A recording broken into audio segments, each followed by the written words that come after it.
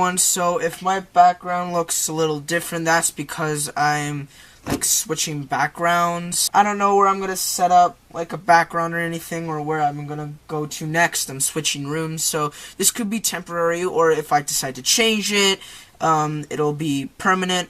But yeah, you know, it's just to change a background, and we'll see how it works out. Anyways, my name is Hunter Reviews, and welcome back to another movie review. And today we're gonna be reviewing Marvel Studios / Disney Black Panther, the movie everyone has been talking about. People are saying that this is the best Marvel movie.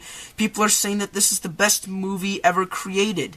Some are saying that it is the best movie of 2018. That being said, though, I was really excited to see this movie, even with the hype around it. This movie is written and directed by Ryan Coogler, and this stars Chadwick Boseman as King T'Challa, who is going to be crowned king after the death of his father, King T'Chaka.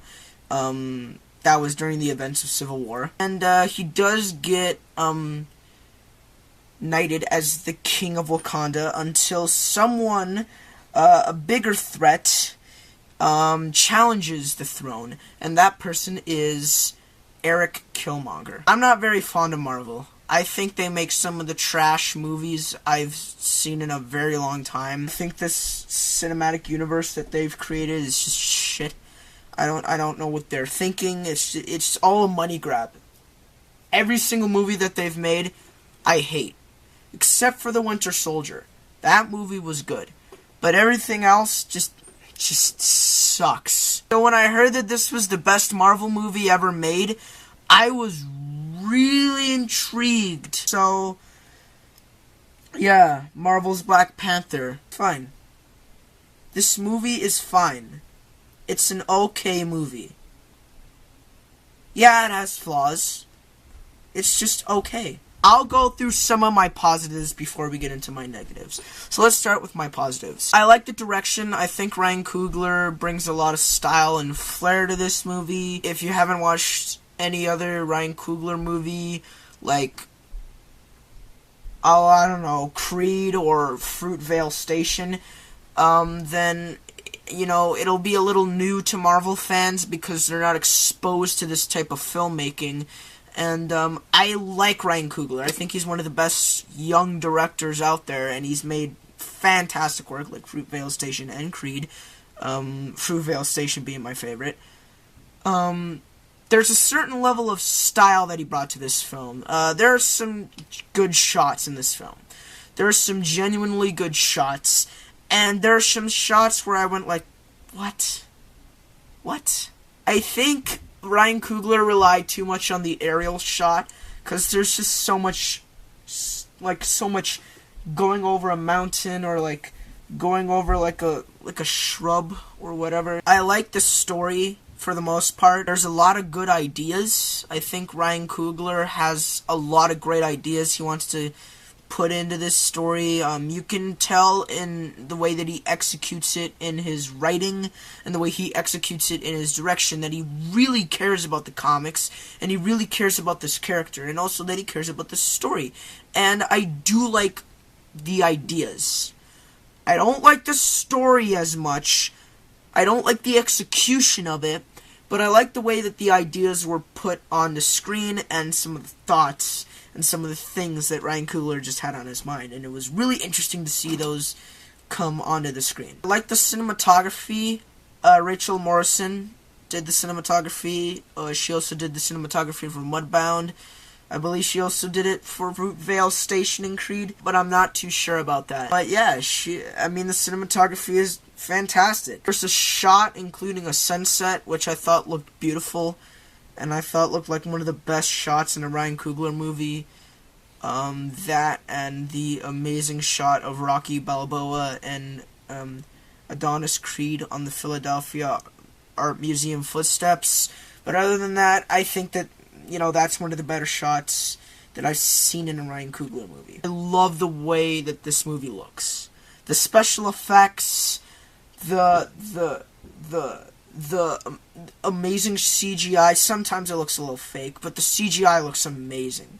Wakanda looks breathtaking. I mean, when we first get introduced to Wakanda, it's awesome. like, the ship flies through the shield, and we get this amazing aerial shot of Wakanda, and it looks beautiful. The amazing mix of African culture and modern technology mixed together, and you get Wakanda, and it's a very, very beautiful looking place. I just wish they would have explored Wakanda more, because really when we're in Wakanda, we're like in 3 places, and we don't really get to see the rest of Wakanda.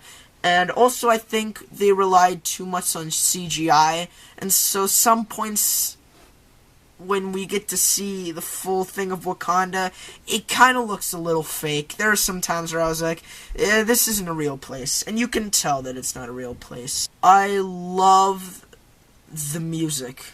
The music is the best part about this film. Not the rap music by Kendrick Lamar, but the rap music by this guy.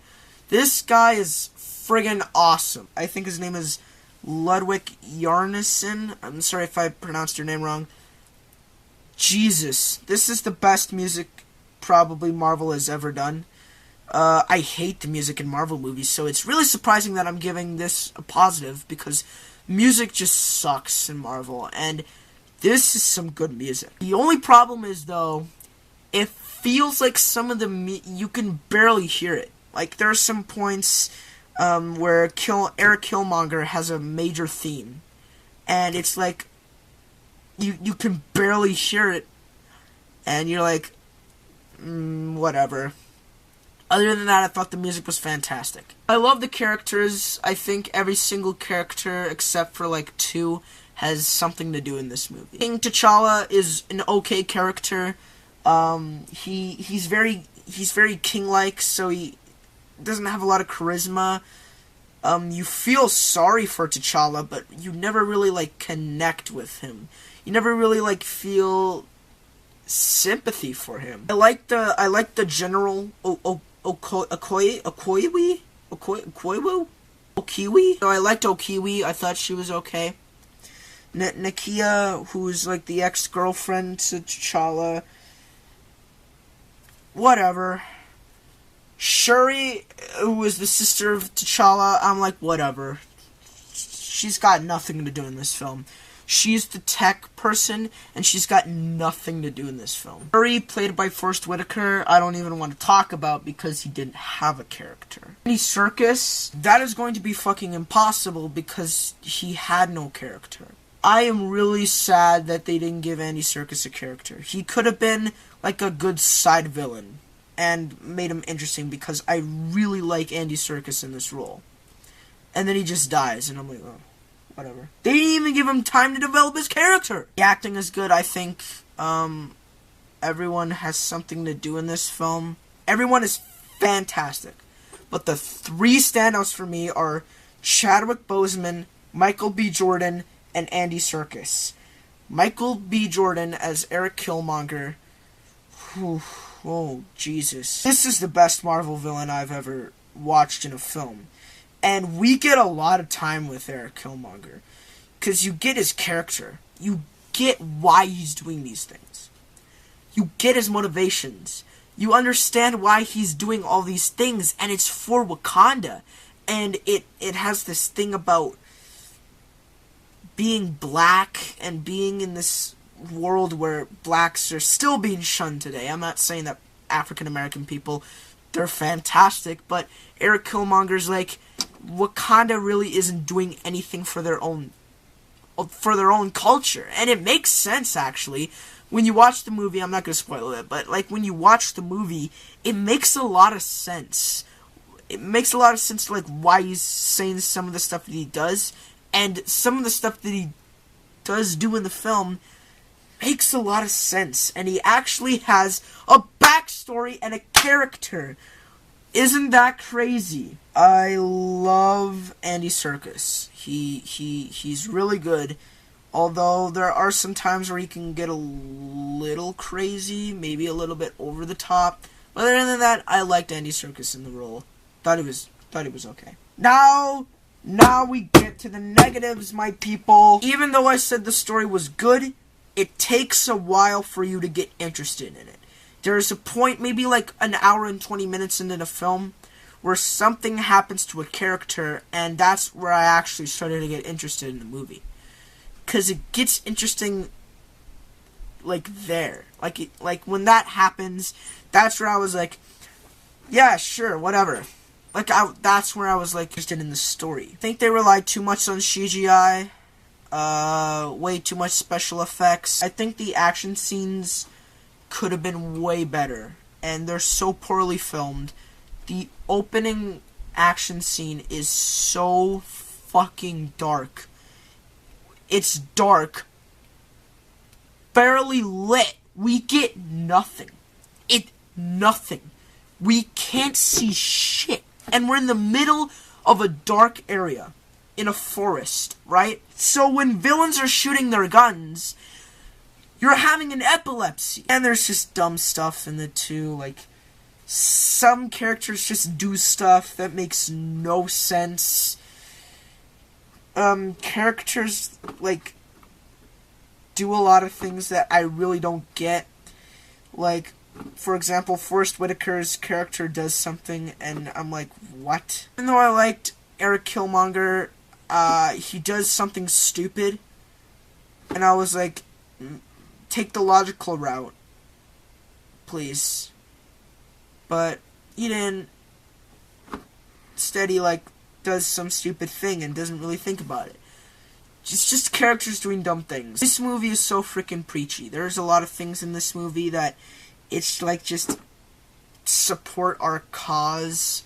Like, there's a scene in the movie where, like, Erik Killmonger and Black Panther are on, like, a ledge or whatever. And I'm not going to spoil the whole scene, but, like, Erik Killmonger says, like, bury me in the ocean because my ancestors knew that death was better than bondage or whatever. And I'm like, just shut up. And, like, that was the last straw for me. That was the last straw for me. That was it. And there's such a racist scene in this movie where these guys in a throne room look at Martin Freeman and they start going like, woo, woo, woo, woo, woo. And I was like, that's racist. Then you get to the ending, which is so dumb. The ending is like, oh my god. They have two endings. They have two endings. I don't know why after that scene, they just could have cut to that scene. It would have been more fluent. But, whatever. I think there's some pacing problems, too. We barely get any time with Erik Killmonger. Even though he's such an interesting villain, we just get, like, maybe, like, 40 minutes with him. That's it. The opening scene and, like, the second half of the second act. That's where we get, like, a lot of Erik Killmonger. But in the end, Black Panther, it's not a perfect movie. But I think it's one of the better Marvel movies. Definitely. I still think The Winter Soldier is better. But Black Panther, it's alright. It's alright. I'd put it up there with The Winter Soldier. As one of the better superhero movies.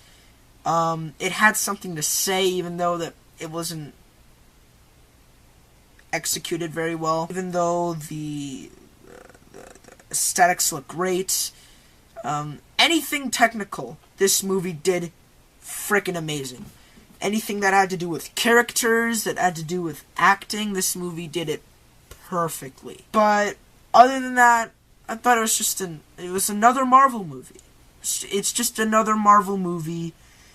People will go see it.